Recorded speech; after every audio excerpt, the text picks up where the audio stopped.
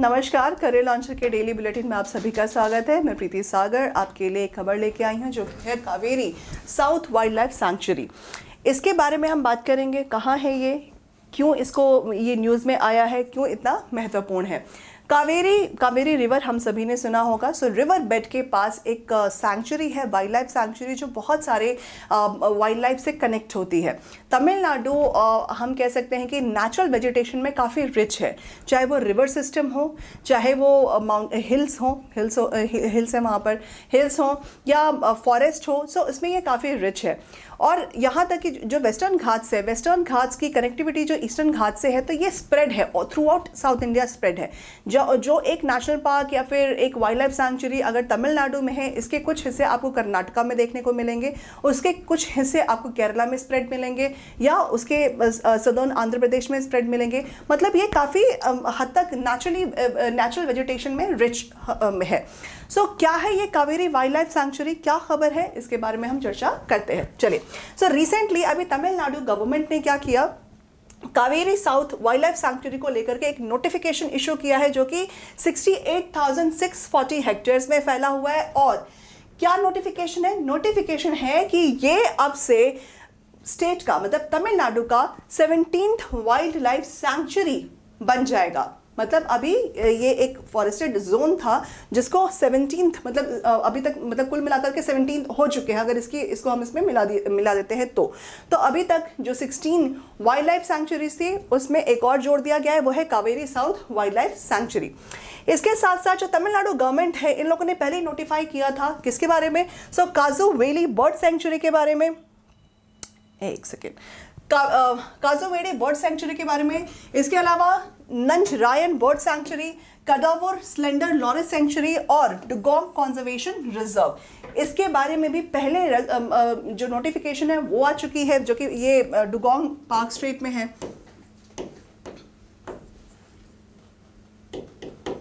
ये PALK।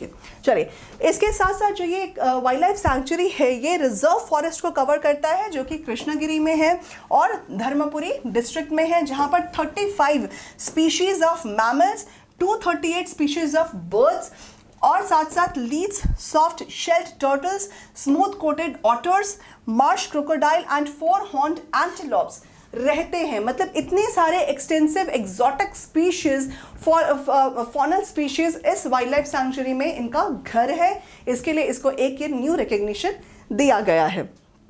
चलिए, सो एक तरीके से ये कह सकते हो कि एक वाइल्ड लाइफ पैराडाइज की तरह काम कर रहा है। इसके साथ साथ जो इसका सिग्निफिकेंस है वो क्या है? सो ये Kaveri north wild life sanctuary को कनेक्ट करता है, जो कि तमिलनाडु में ही स्थित है। इसको किससे कनेक्ट करता है? कावेरी वाइल्ड लाइफ सैंक्चुरी से। सो कावेरी, क्योंकि ये क्या है, Kaveri south wild life sanctuary, तो कावेरी वाइल्ड लाइफ सैंक्चुरी का कनेक्शन हो जाएगा Kaveri north wild life sanctuary से। जो कावेरी वाइल्ड लाइफ सैंक्चुरी है वो कर्नाटका में है, नॉर्थ और साउथ आपका तमिलनाडु में है। इसके साथ साथ ये एक large contiguous network of protected area को क्रिएट करता है, जहाँ पर वाइल्ड लाइफ रहते हैं। और ये कंटिग्युअस जो एरिया है ये कावेरी बेसिन में स्थित है, जो कावेरी रिवर बेसिन है उसमें स्थित है।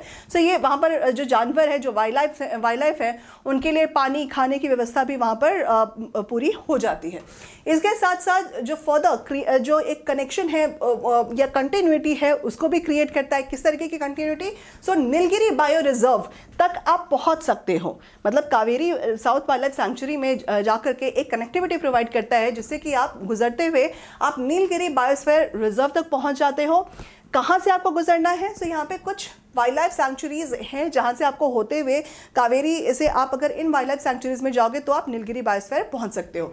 कौन कौन सी है? सो ये है Malai Mahadeshwar wild life sanctuary, Biligiri Rangaswamy temple tiger reserve of Karnataka, Sathyamangalam tiger reserve और इरोड फॉरेस्ट डिवीजन जो कि तमिलनाडु में है। सो इन सभी वाइल्ड लाइफ सैंक्चुरी और टाइगर रिजर्व से गुजरते हुए आप नीलगिरी बायोस्फीयर रिजर्व में एंटर कर सकते हो। कावेरी से निकले, इन सब में गए और फिर नीलगिरी बायोस्फीयर तक आप पहुंच सकते हो।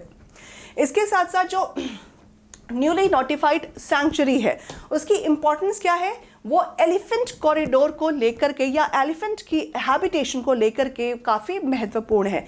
यहाँ पर इससे पहले भी हमें एलिफेंट कॉरिडोर्स देखने को मिले हैं। कौन कौन से हैं? नंदीमंगलम उलीबांडा कॉरिडोर, और इसके अलावा कोवई पल्लम अनेबिद्धला कॉरिडोर। सो ये 2 कॉरिडोर्स हैं, एलिफेंट कॉरिडोर्स हैं, जो कावेरी वाइल्ड लाइफ सैंक्चुरी का हिस्सा है।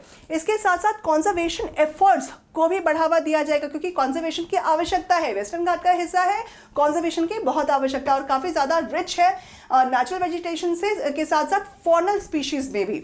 सो यहाँ पर कंजर्वेशन की ज़रूरत है इस रीजन में, ताकि जो प्रोटेक्शन है फॉनल स्पीशीज़, फ्लोरल स्पीशीज़ का, उसका प्रोटेक्शन हो सके। इसके साथ साथ हैबिटेशन को रिस्टोर कर सके और minimization of soil erosion, siltation को भी रोका जा सके या उसको कम किया जा सके। कहाँ पर? जो डाउन स्ट्रीम है, स्टैनली हिल्स की जो डाउन स्ट्रीम है, स्टैनली रिजर्वॉयर की जो डाउन स्ट्रीम है, उसमें इस सिल्टेशन को रोक सके ताकि फ्लड लाइक सिचुएशन ना हो पाए। सो ये काफ़ी एक आप कह सकते हैं कॉम्प्रिहेंसिव तरीके से ना सिर्फ ये फॉनल स्पीशीज़ के बारे में बात की जा रही है, बल्कि वहाँ के आसपास के जो लोग रहते हैं उनके लाइफ के बारे में भी या उनके जीवन को भी सुरक्षा देने की बात यहाँ पर की जा रही है। सो ये एक नोटिफिकेशन काफ़ी अच्छा नोटिफिकेशन है।